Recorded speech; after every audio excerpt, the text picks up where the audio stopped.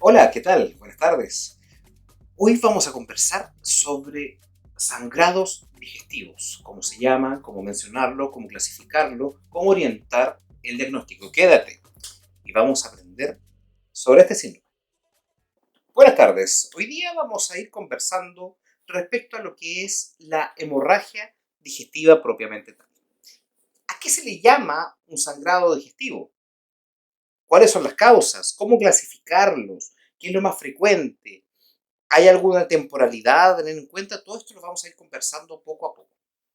El primer punto a tener en cuenta propiamente tal es que vamos a tener algunas definiciones previas antes de conversar propiamente tal de lleno con el tema.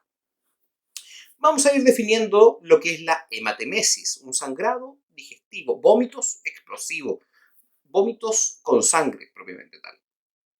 Esa es la hematemesis, los vómitos con sangre.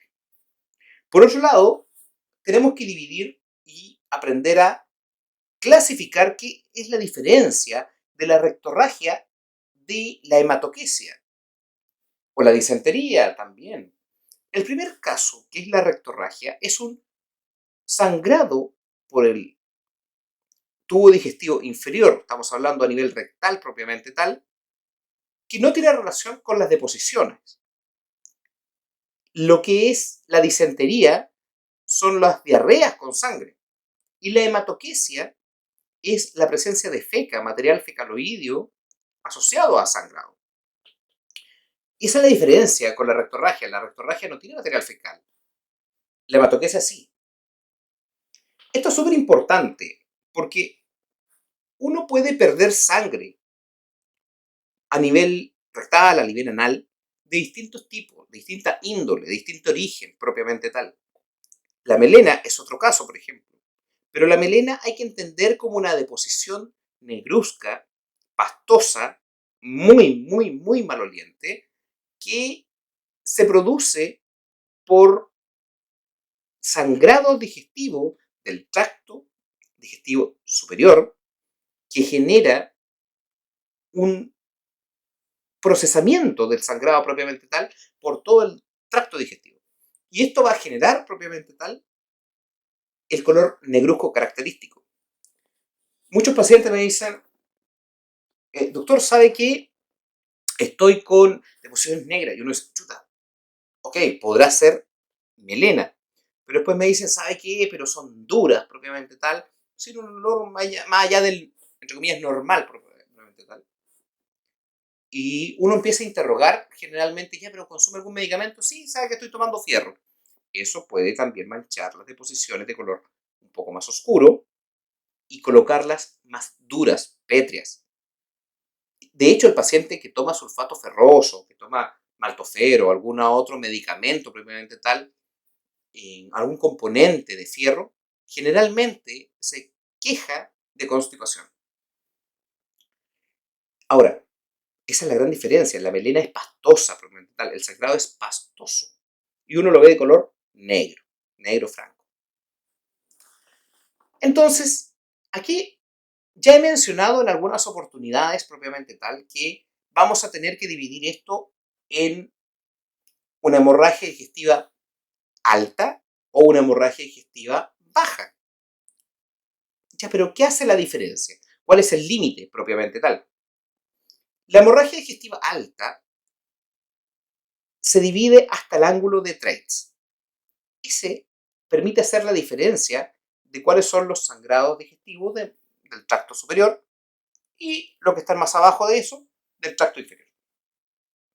Es importante esto porque las causas propiamente tal se estudian de forma distinta. Entendiendo que la hemorragia digestiva alta se van a comportar con sangrados de hematemesis o melena, ahora hay que entender cuáles son los lugares propiamente tal que nos vamos a encontrar con este tipo de sangrados. Esófago, estómago, primera porción del duodeno. Yendo en una estructura descendente propiamente tal, tenemos lo que es sangrados a nivel, por ejemplo, esofágico. Los sangrados esofágicos van a estar dados principalmente por tres causas. Por ejemplo, lo que son las secundaria hipertensión portal va a generar varices esofágicas, lo cual pueden tener un sangrado importante. ¿En qué casos se pueden ver? Por ejemplo, daño hepático crónicos. Después vamos a tener síndrome de Mallory-Weiss, por ejemplo, en contexto de vómitos recurrentes que pueden generar algún tipo de desgarro a nivel gastroesofágico. Y por otra causa propiamente tal es la esofagitis cáustica, que es secundario a algún toma de algún tóxico propiamente tal. Después, trasladándome a lo que es el estómago, vamos a tener las úlceras gastroduodenales, vamos a tener las lesiones agudas de distinto tipo, algún tipo de fármaco que pueda generar, o úlceras de estrés, lo mismo que estábamos conversando sobre este desgarro de Mallory-Weiss, y posteriormente podemos tener los tumores, en mucho menor caso, 5-10%, no más que eso. A nivel duodenal, tenemos que también entender que podemos presentar, por ejemplo, lo que es la úlcera péptica, que es lo más frecuente, angiodisplasia, lipoma, leiomiomas, que también son causas de menor cuantía propiamente tal, pero siempre presentes. Entonces, uno dice, ok, el paciente me llegó con algún tipo de hematemesis o melena. Estas son las posibilidades de origen propiamente tal. Pero ¿qué pasa con una hemorragia digestiva baja? ¿Cuál es la característica principal? Primero, es que el sangrado puede estar asociado a las deposiciones y generalmente es rojo. No es en el fondo como la melena, que es de color negro. O sea, vamos a encontrar un sangrado propiamente tal. Y generalmente uno intenta dividirlos de causas colónicas o rectales propiamente tal. A nivel colónico tenemos causas vasculares que son muy frecuentes, como las angiodisplasias o la colitis isquémicas. Posteriormente, después las causas inflamatorias le siguen, como por ejemplo la colitis ulcerosa, la enfermedad de Crohn, colitis actínica, secundaria a lo que es radioterapia, o ya menos frecuente en contexto infeccioso, que son las tuberculosis intestinales.